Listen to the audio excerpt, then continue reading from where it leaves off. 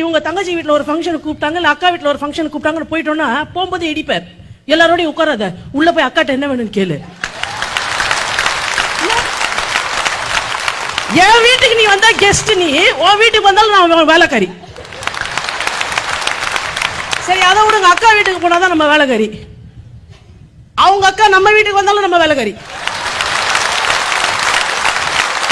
எங்க அம்மா கொஞ்சம் ஜுரமா இருக்காங்க, ஒரு 4 நாள் கூட போய் அம்மா வீட்டுல இருந்துட்டு வரட்டா அப்படின்னு கேட்டா, எனக்கு அதெல்லாம் ஒன்றும் பிரச்சனை இல்லை, எதுக்கு எங்க அம்மாட்ட ஒரு வார்த்தை சேர்த்து சொல்லிடு, இவரு பிரசிடென்ட், அவங்க பிரைம் மினிஸ்டர்.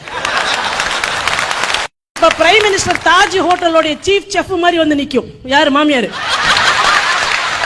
எங்க வீட்டுல இந்த கரண்டியில் தான் நாங்க பால் எடுப்போம், இதுலதான் நாங்க வந்து சாம்பார் போடுவோம். இந்த கரண்டி அதுக்குள்ள போட்டுறாத, ஏன் அவங்க தலை வெடிச்சிருமா?